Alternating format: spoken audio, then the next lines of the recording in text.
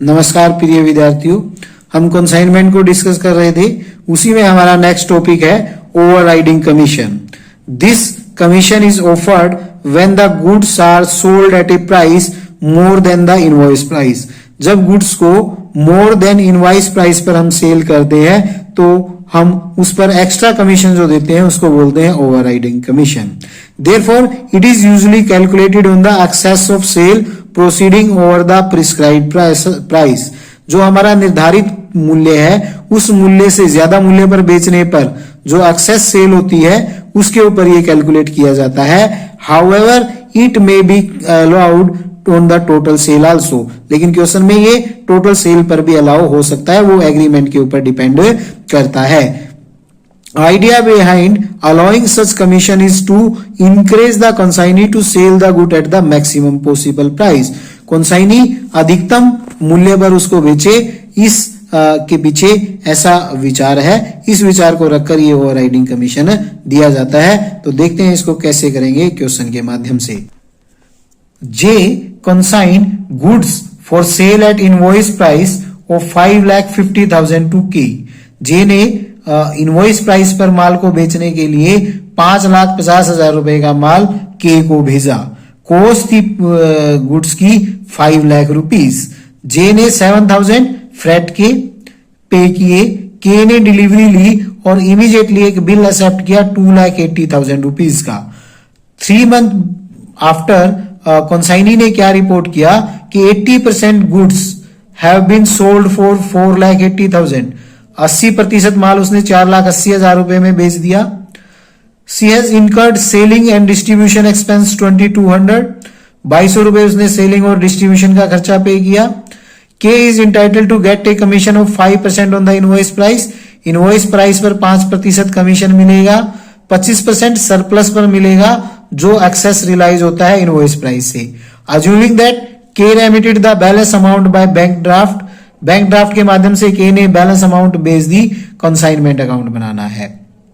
तो सबसे पहले हम कमीशन की कैलकुलेट करते हैं। इनवॉइस प्राइस 80% गुड्स का 5,50,000 गुड्स थी टोटल। 80% हो गया 5,40,000। उसने सेल की 4,80,000 की माइनस 40,000 तो 40,000 एक्सेस सेल हुआ। 5% इनवॉइस प्राइस 4,40,000 पर 5% मिलेगा 22,000। एक्सेस 40,000 पर 25% मिलेगा 10,000। तो टोटल कमीशन हो गया 32,000। फिर हम अनसोल्ड स्टॉक निकालेंगे। इनवॉइस प्राइस था टोटल माल का 5,50,000। कंसाइनर ने एक्सपेंस किए थे 7,000। तो टोटल कॉस्ट आ गई। कंसाइनी का कोई भी एक्सपेंस नॉन रेकरिंग नेचर का नहीं था, तो टोटल माल की कॉस्ट आ गई 5,57,000। 20% अनसोल्ड है तो इसका 20% कर देंगे 1,11,400।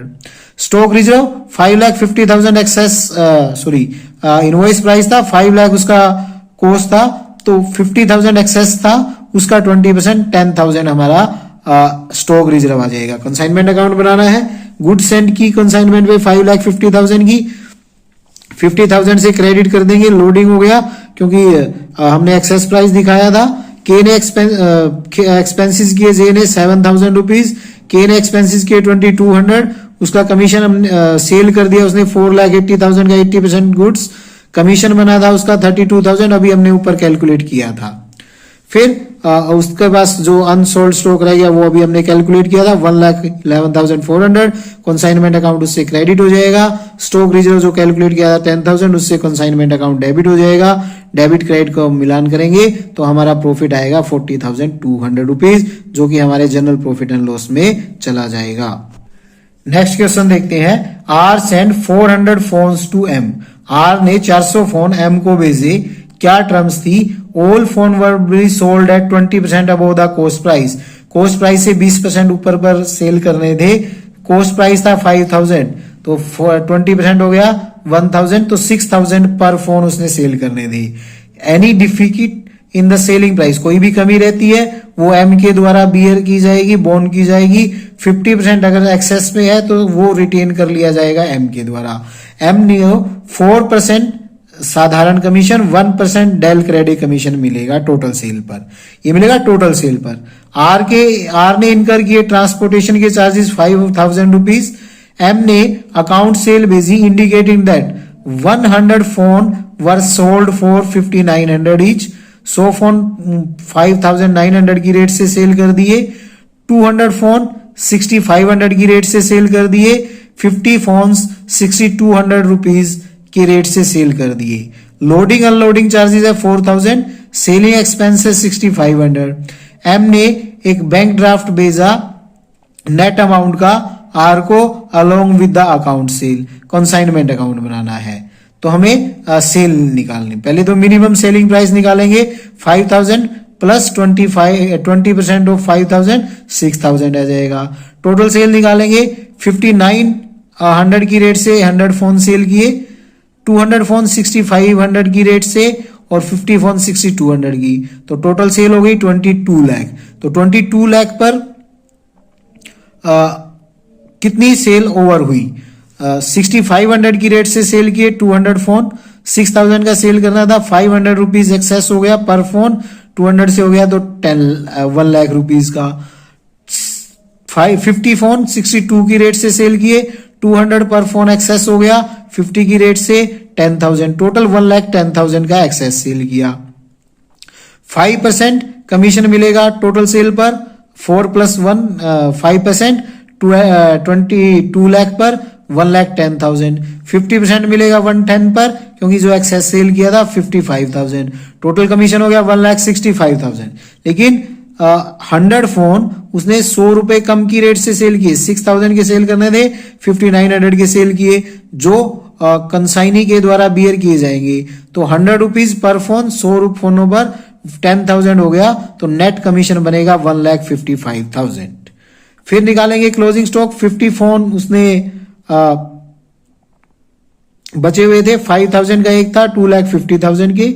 5,000 उसने नॉन रेकरिंग एक्सपेंस बियर किए थे 400 फोन पर. 50 फोन पे 620.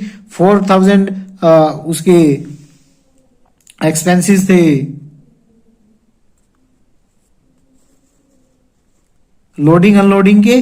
तो वो प्रोपोर्शनेटली 50 फोन्स पर 500. तो अन सोल्ड स्टॉक क्लोजिंग स्टॉक आ जाएगा 2,51,125. कंसाइनमेंट अकाउंट बनाना है. Goods Saint on consignment 20 lakh. 400 phone थे. 5,000 का 1 फोन था. उसने भेजने पर खर्च किया था 5,000. कंसाइनमेंट डेबिट हो जाएगा. एम ने अनलोडिंग के दिए थे और कुछ अन्य खर्चे दिए थे. 6500 सेलिंग के दिए थे. टोटल एक्सपेंस दिए थे 10,500. उसने सेल कर दी थी 22 लाख की. इससे कंसाइनमेंट क्रेडिट हो जाएगा. स्टॉक बचा था 2,51,125. कंसाइनमेंट क्रेडिट हो जाएगा. उसका कमीशन बना था 1,55,000. डेबिट क्रेडिट का मिलान करेंगे तो प्रॉफिट आ जाएगा 2,80,625. That's all about the consignment account. Thank you very much.